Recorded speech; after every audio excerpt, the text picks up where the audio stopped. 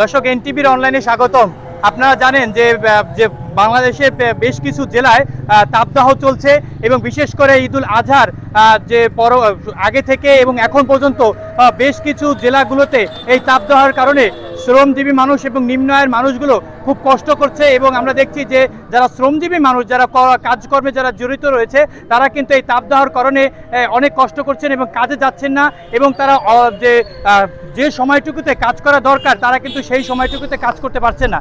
আমি এখন রয়েছি পটুয়াখালীর জেলা প্রশাসক কার্যালয়ের সামনে। আপনারা দেখছেন যে আমাদের এই যে জেলা প্রশাসক কার্যালয়ের সামনে যে কি প্রচণ্ড গরম এবং তাপদাহ চলছে এবং এখানে আজকে সকাল থেকেই কিন্তু এই তাপদাহ চলছে। বিভিন্ন শ্রেণী পেশার মানুষজন তারা কিন্তু এই গরমে কিন্তু খুব কষ্ট করছেন।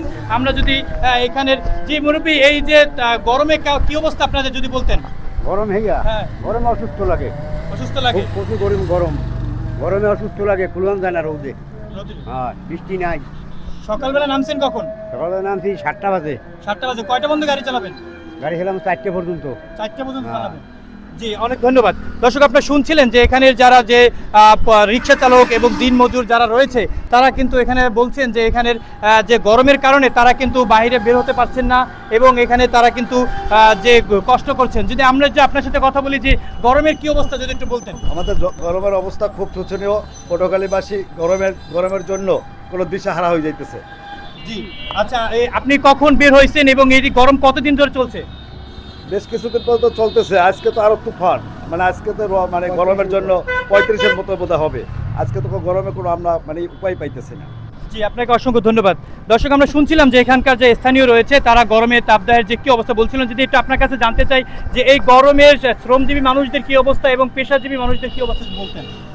জি, ধন্যবাদ। আসলে এই গরমে সব থেকে কষ্টকর হচ্ছে যারা শ্রমজীবী মানুষ, যারা দিন আনে দিন খায়। কারণ দেখা যায় যে পরিমাণ তাপদাহ বা যে পরিমাণ রৌদ্রের তাপ, এতে আসলে যারা দিনমজুর তারা আসলে খুবই কষ্টের মাধ্যমে তারা কার্যক্রম করতেছে। দেখা যায় যে এই তাপদাহের কারণে অনেক জেলাতে আসলে লোকও মারা যাচ্ছে এই রৌদ্রের কারণে স্ট্রোক করে। আরও খুব শীঘ্রই রিসেন্টলি যেহেতু পবিত্র ঈদুল আজহা গেছে, সবাই জানে আসলে ঈদের মাংসে বিশেষ করে গরুর মাংসের একটা চাপ থাকে খাওয়া দাওয়ার। তো আসলে গরুর মাংস মানুষের শরীরের তাপ আরও বৃদ্ধি করে।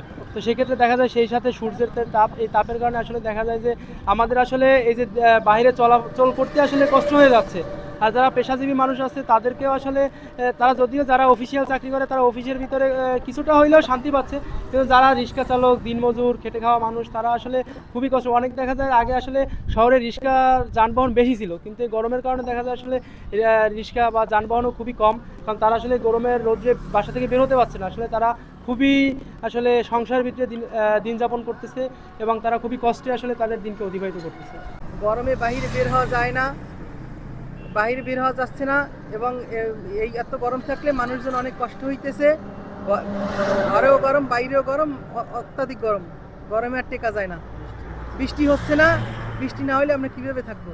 এখানকার যে পথচারী রয়েছে তারা কিন্তু বলছিলেন আসলে পটুয়াখালী বিশেষ করে এই যে দক্ষিণ অঞ্চলের মানুষ নদীমাতৃক জেলাগুলো হলেও এখানে কিন্তু তীব্র গরমের তীব্রতা কিন্তু অনেক বেশি থাকে এবং সাধারণ মানুষরা এই তীব্রতার কারণে তারা কিন্তু বাইরে বের হচ্ছেন খুবই কম এবং এই এলাকাগুলোতে যে আগে যে গাছের এবং যে বৃক্ষ যে ছিল সেগুলো কিন্তু আসলে সেই পরিমাণ নেই এবং এগুলো কিন্তু যে বিভিন্ন প্রজেক্টের মাধ্যমে বিভিন্ন উপজেলা প্রশাসন বা জেলা প্রশাসন এবং সরকারি বেসরকারিভাবে যে বৃক্ষরোপণের যে উদ্যোগ নেওয়াগুলো হয়ে থাকে, এর কারণে যে কিছুটা বৃক্ষ থাকলেও এখন কিন্তু এই শহরে যে আজকে আমরা দেখছি যে 35 ডিগ্রি সেলসিয়াস রয়েছে এখানে, কিন্তু তীব্রতাটা অনেক বেশি রয়েছে।